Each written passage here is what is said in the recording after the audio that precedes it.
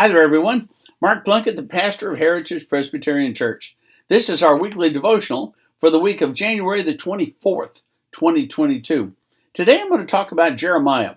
Jeremiah is an Old Testament prophet, and he's often called the weeping prophet because he cries a lot. He is given a terrible, terrible job. His job is to go and prophesy to the people of Judah at the end of their kingdom when they're about to be destroyed, when they are already beginning to rot from within. Their kings aren't any good, the people aren't any good, their worship isn't any good, and they seem to have turned their back on God. That's a tough gig. That's a very tough gig. And Jeremiah is the one sent to do this. Now listen to how Jeremiah starts. Now the word of the Lord came to me, saying, Before I formed you in the womb, I knew you, and before you were born, I consecrated you. I appointed you a prophet to the nations. Wow, that's pretty good. That sounds pretty powerful, doesn't it? Jeremiah was a kid. He was maybe 16, maybe 17.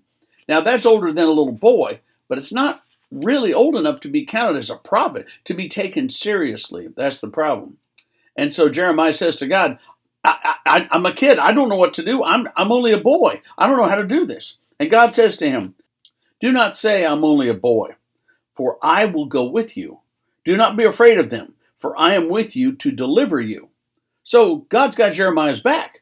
Jeremiah should be okay with that. And yet, I found multiple readings in the book of Jeremiah where he weeps.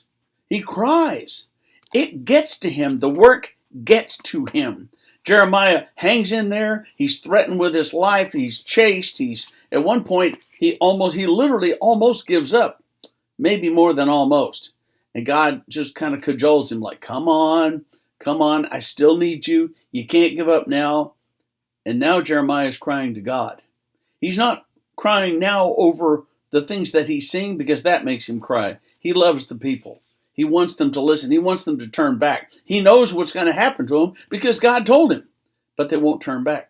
They won't turn back from the disasters that they are starting. And so eventually what's going to happen?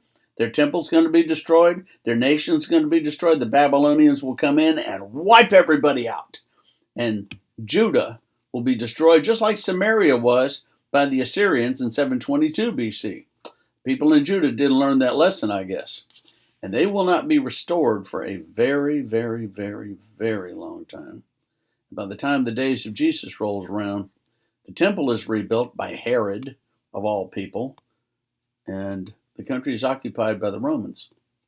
So, his warnings, they're enough to make you cry. And there's times when we are given jobs that are so difficult we feel like crying. Matter of fact, there's times in life when we feel like crying. I don't blame Jeremiah for crying. I don't blame him at all. He had an impossible task to come and preach to people who didn't want to listen to him at all and who sometimes turned violent when he wouldn't stop because he wasn't about to stop. See, all the prophets are kind of stubborn, if you ask me. I think you had to be stubborn. You had to be boldly stubborn and stubbornly bold if you were going to be a prophet, because you were bringing a word that the people did not necessarily want to hear or do anything about. And many times, they just wanted the prophets to shut up and go away. But other times, they couldn't help but listen. See, that's what happens when God is talking to you, even through somebody. It's like it's relentless. Listen to what I'm saying. Listen to what I'm saying. Listen to what I'm saying. And it comes out of love. And Jeremiah may have been boldly stubborn and stubbornly bold, but God is even more so. God does not give up on his people, even when his people give up on God. That's kind of sad, isn't it? Maybe we should not ever give up on God. It's okay to get mad. It's okay to cry. It's definitely okay to cry. But it's not okay to give up. And Jeremiah came close, but he hung in there till the end. Good lesson for all of us.